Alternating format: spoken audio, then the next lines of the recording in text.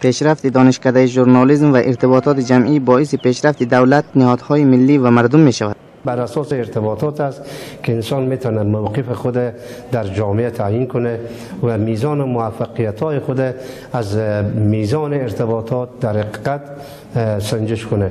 یعنی ارتباطات یکی از مهمترین عناصر موفقیت در زندگی انسان هاست. دانشکده ژورنالیسم مجهز به استودیوی رادیو، تلویزیون و یک مرکز اینترنت است. استودیوهای بسیار مجهز، پروداکشن ها، استودیوی کنترل و ثبت و برنامه‌های ثبتی و مرکز عملیات رسانه‌ای در اینجا داریم، کتابخانه داریم، اینترنت داریم. رئیس این دانشکده برای بالا بردن ظرفیت علمی اساتید پلان‌های تازه روی دست دارد. پلان‌هایی که ما داریم این نمیگه پاست که ما بتانیم ان شاء الله اول استادای خود بتانیم به درجه عالی ارتقا بدیم و دیگه بتانیم ظرفیت دانش و تخصص مسلکی استادای خود بالا ببریم.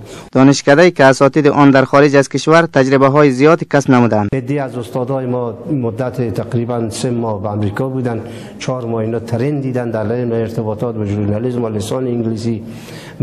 قبل از اون در یک سفر داشتن در دبی و یک سفر دیگه هم تقریبا 1 ماه بعد ما در هندوستان در نظر داریم. ایجاد دپارتمنت جدید یک دیگر از نوآوری‌های این دانشکده است. ایجاد دیپارتمنت ها و رشته های جدید با همزمان با گرفتن منظوری فاکولته ژورنالیسم و ارتباطات جمعی از وزارت تحصیلات عالی ما تونستیم که منظوری دیپارتمنت روابط عمومی را بگیریم. یعنی دیپارتمنت روابط عمومی یک رشته نو و جدیدی هست.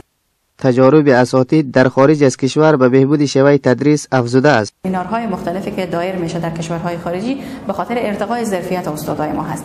یعنی ما استادای خود معرفی میکنیم به خاطر اینکه استادای ما برن سمینارهای مختلف ببینن، در اونجا دوره‌های آموزشی بیشتر میبینن، طرق تدریس رو میآموزن، متدهای جدید درسی که در دنیا کاربرد داره اونا رو میآموزن و این طبعا میتونه نقش داشته باشه در نحوه تدریس استاد، در معلومات استاد، در اینکه استاد ما میره در فرهنگ‌های دیگه جستجو میکنه، تحقیق میکنه، آشنا میشه با فرهنگ‌های دیگه و حتی محیط‌های اکادمیک، علمی و دانشگاهی کشورهای دیگر میتونه ببینه. طبعا این میتونه موثریت خود داشته باشه. دانشجویان این دانشکده ابراز رضایت از امکانات آن دارند. در پانزه آمدیم از صنف‌های استاندارد و کاملا امکانات بهتری برخوردار شده.